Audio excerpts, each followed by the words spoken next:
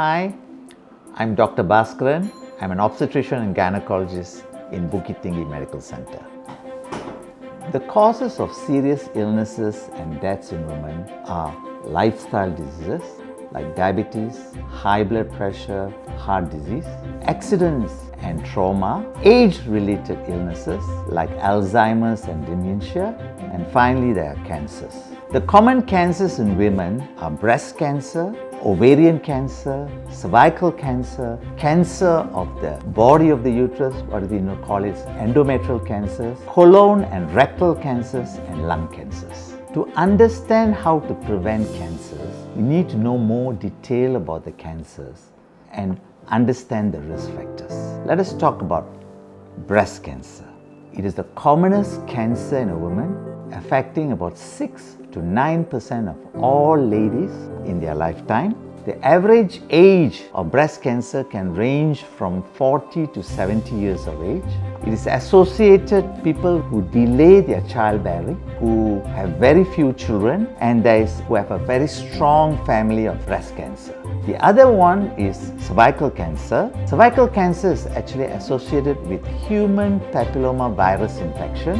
It is associated with people who are promiscuous at early age of first intercourse, those with high priority, and smokers. Then, the important aspects of cervical cancer, it has a long precancerous stage, what is known as cervical intraepithelial neoplasia, which lasts for many years before the cervix can become cancerous. And you can detect them by pap smear and you can treat them completely.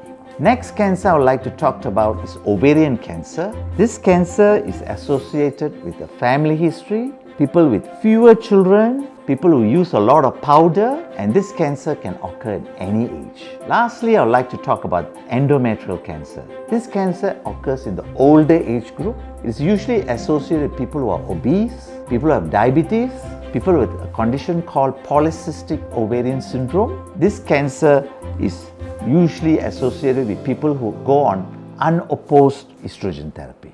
There are general preventive measures. Nutrition is one aspect, prevention of obesity, a good fiber diet, less red meat and fat. There's also measures like you need to exercise regularly, say no to bad habits such as smoking, excessive alcohol intake, and betel nut chewing. Breastfeeding helps to reduce breast cancer, and take the appropriate contraception, especially barrier techniques, which can prevent and reduce the chances of getting cervical cancer, and being in a good, safe, pollution-free environment. There are specific measures as well to prevent cancers. Immunization like HPV vaccination prevents cervical cancer. Hepatitis B vaccination prevents liver cancer, and there also you can take certain vitamins or antioxidants like vitamin C, D, E, and B complex, which helps to reduce cancer. The other measures is screening. You can screen and detect precancerous lesions, or you can detect cancers at very early stages. What are they? Self-breast examination, going for a yearly annual checkup with a doctor, doing regular pap smear, doing mammogram, doing some basic ultrasound sometimes to detect lesions in the breast or lesions in the ovaries, and certain blood investigations. Next is be aware of the symptoms.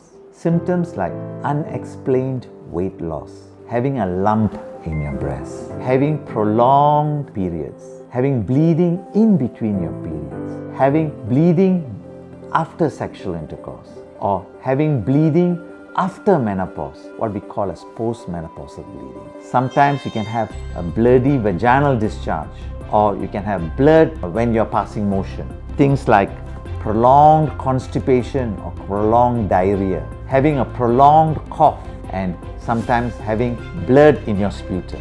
These are the symptoms you must be aware of. The first step to prevent cancer or any other serious illness is to be aware of your health. To get up in the morning and plan for the day, take a moment of your time to think about your health. Take a few more moments to do something about it and enjoy good health for years to come.